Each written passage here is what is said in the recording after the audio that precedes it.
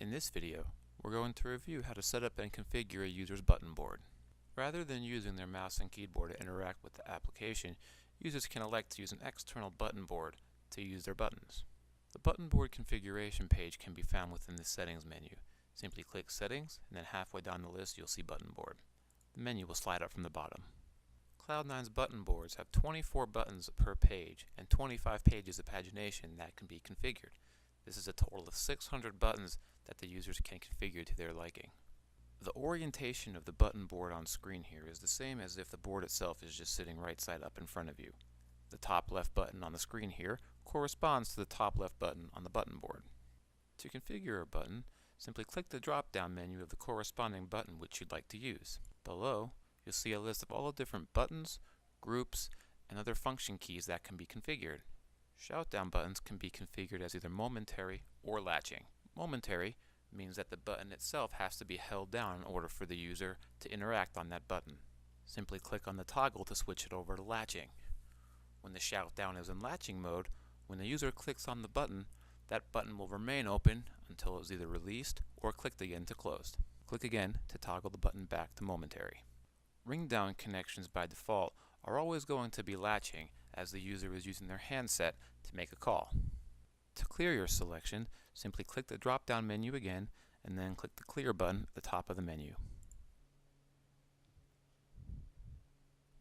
To toggle between the different pages of buttons to configure, simply click the up and down arrows that you see on the right side of the window.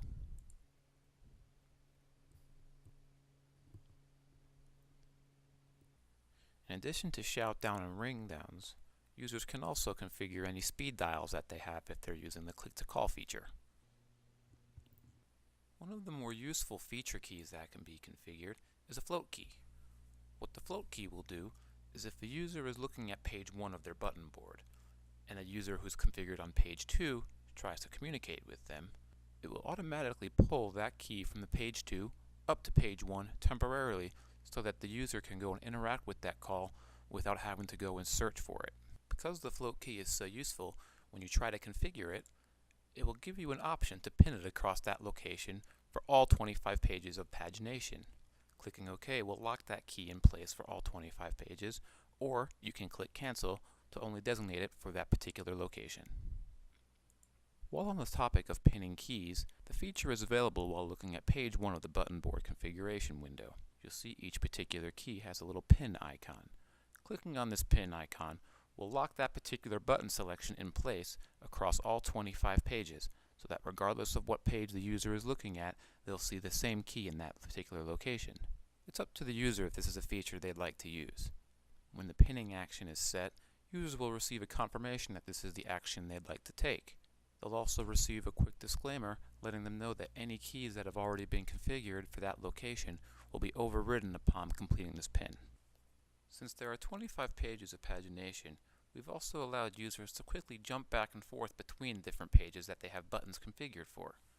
For this example, if you take a look, I've got buttons configured on pages 1, 2, and 3.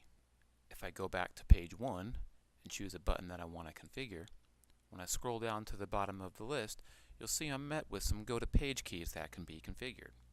These keys will only appear for pages that already have buttons configured. Configuring a button for one of these keys will take the user from the current page they're on to whatever page they've selected. This allows users to easily navigate from one page to another without having to tab through all the different pages that may be between.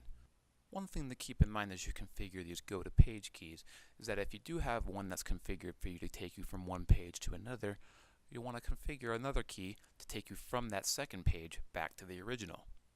For users that have a lot of different pages that are configured, this will be a very useful feature. To save your button board selection, simply click the X icon located in the top right of the window.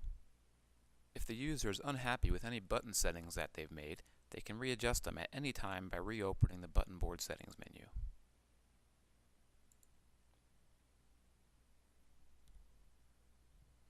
This concludes our video on how to configure the user's button board.